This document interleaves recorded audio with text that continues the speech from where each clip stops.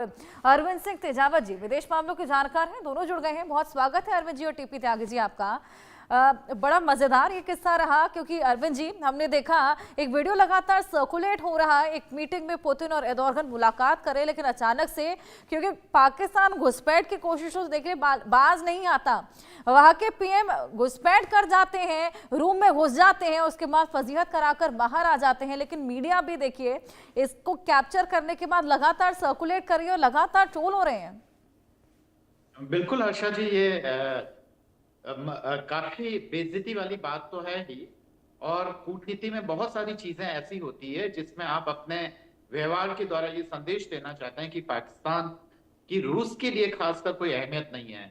क्योंकि पुतिन साहब अभी भारत आए और आपको पता है कि भारत उन राष्ट्राध्यक्षों को या उन जो विदेशी जो रिप्रेजेंटेटिव्स हैं उनको अपने यहाँ पसंद नहीं करता है, जो अपने टूर में पाकिस्तान को भी साथ रखते हैं और जो भारत और पाकिस्तान को एक ही तराजू पे तोलते हैं, भारत उन्हें भी पसंद नहीं करता है। बिल्कुल। तो यह वाकई ये संदेश है कि भारत हमारे लिए ज्यादा इंपॉर्टेंट है, पाकिस्तान की हमारे लिए कोई अहमियत नहीं है। भारत और रूस के जो खासकर बहुत सारे जो साझा रुचियां हैं वो लगभग एक हैं। तो यह साफ संदेश है, जबकि आपको इंतजार करवाया जाता है 40 मिनट के लिए। हर्षा जी। बिल्कुल टीपी त्यागी जी, देखिए पुतिन को निमंत्रण दिया जाता है पीएम मोदी द्वारा, भारत आते हैं, वो स्वागत सत्कार किया जाता है, द्विपक्षीय वार्ता की जाती है और किस तरीके से उन दोनों के बीच डील देखने को मिलती है। और वहीं पीएम जो है पाकिस्तान के शहबाज शरीफ, उनको 40 मिनट इंतजार कराया जाता है और कितने इम्पेशेंट वो हो जाते हैं। ये साफ डिफरेंस दिखाता है भारत और पाकिस्तान का। जी, दरअसल में पाकिस्तान के प्राइम मिनिस्टर शहबाज शरीफ के दो फंडा है। पहला फंडा तो ये है कि बदनाम भी होंगे तो क्या नाम ना होगा, और दूसरा फंडा ये है कि मरना तो निश्चित है, कर्जा लेकर मर जाओ। अब ये चीजें उनके चरित्र में चरितार्थ होती हैं। 40 मिनट तक इंतजार कराया, वो अंदर घुस गए, उन्हें बाहर निकाल दिया। ये तो हुई इंजरी, मगर इस इंजरी पे इंसल्ट क्या हुई वो खास बात यह है कि उन्हें बाहर निकालने के बाद पुतिन ने एक पत्रकार की तरफ देखा और आंख मार के उससे कहा, ठीक किया ना। अब आप यहाँ से समझ जाइए कि किस तरह की बेइज्जती है। अब ये अगर एक बार हुई होती तो हम इसे चूक मान सकते थे, लेकिन ये तो बार बार होती है। जब एससीओ की मीटिंग हुई थी चीन में, उस समय ये जनाब काफी पीछे खड़े थे। अचानक फोटो सेशन के बाद ये भीड़ को चीरते हुए आगे आए पुतिन से हाथ मिलाने के लिए। जी जिनपिंग इनके बराबर में खड़े थे, मगर जी जिनपिंग को यह बात समझ में आ गई कि ये आ रहे हैं हाथ मिलाने के लिए पुतिन से, लिहाजा उन्होंने दूसरी तरफ देखना शुरू कर दिया। अब ये हो गई डिप्लोमेटिक बेइज्जती, अच्छे से इंटरनेशनल बेइज्जती।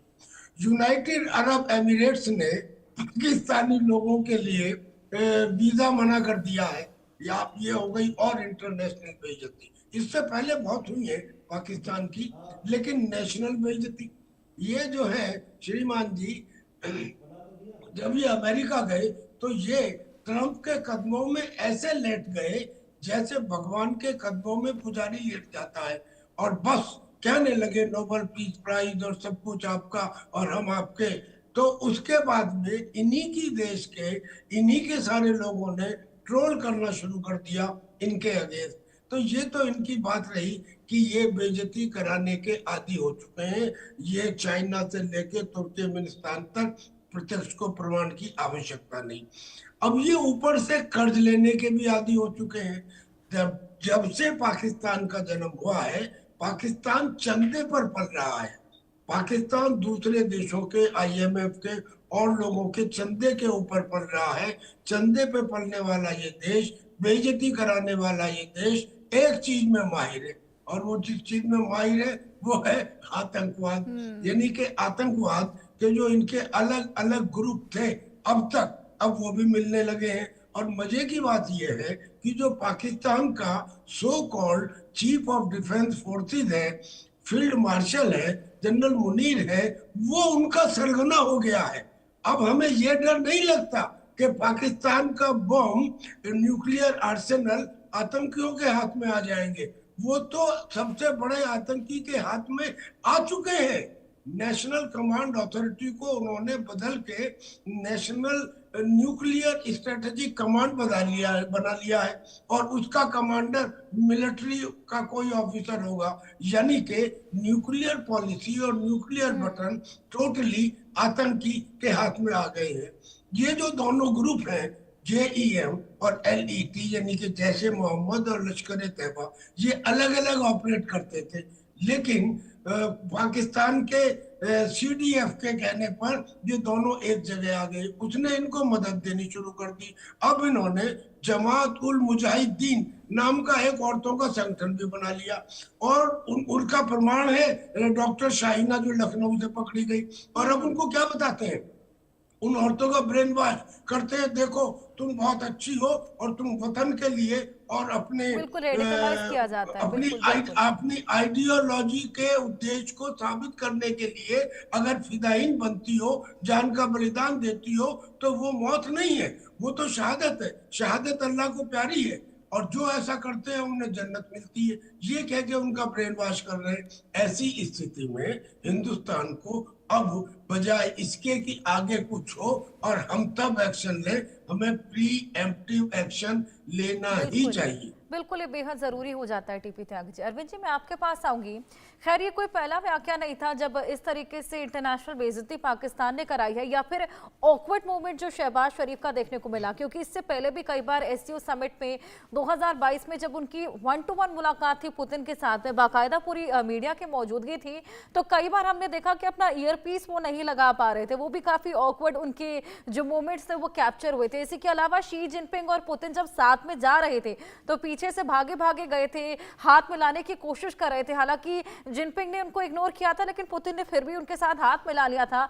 तो क्या ये डेस्परेशन है, ये नर्वसनेस है, आखिर क्या मतलब, ताकि मीडिया में बस एक पिक्चर क्लिक हो जाए जिससे पाकिस्तान का पावर दिख जाए कि देखिए बड़े बड़े नेताओं से हमारी मुलाकात होती है। ट्रंप की बात अलग है, क्योंकि ट्रंप के साथ तो उन्होंने बाकायदा एक वो जो उनका सौदा करते हुए खनिजों का वो जो वीडियो सामने आई थी, उसके बाद से एकदम ताव में है पाकिस्तान। लेकिन पुतिन के सामने इतने ऑकवर्ड क्यों हो जाते हैं? देखिए हर्षा जी, वाकई काफी महत्वपूर्ण सवाल है ये सारे तमाम, और यह देखना पड़ेगा कि पाकिस्तान ने अपने विदेश नीति के स्तर पर काफी बड़ा परिवर्तन किया है। क्योंकि पहले कोल्ड वॉर के जमाने में वह अमेरिकन एलाई था, और अब उसे महसूस होने लगा है कि तमाम देशों से उसको दोस्ती की दरकार है, इसलिए वह चीन से भी संबंध बनाता है, रूस से भी संबंध बनाना चाहता है, अमेरिका से भी उसके संबंध है। पर जो भारत ने जो गुटनिरपेक्षता की जो नीति अपनाई थी, वही पाकिस्तान उसकी नकल करने की कोशिश कर रहा है। हालांकि इस चीज में काफी संदेह है कि वह इसमें कितना सफल होता है।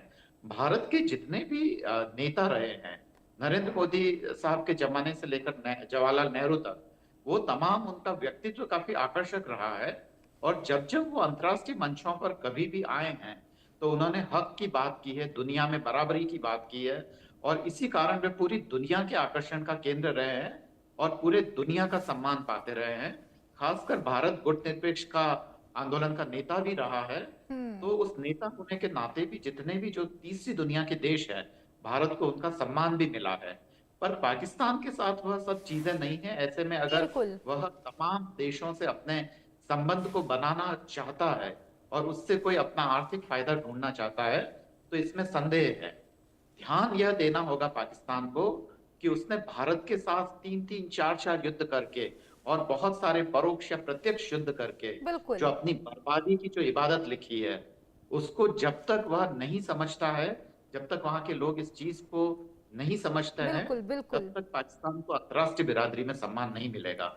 बिल्कुल बिल्कुल अरविंद जी। और टीपी त्यागी जी, आपके पास मैं वापस आऊंगी एक और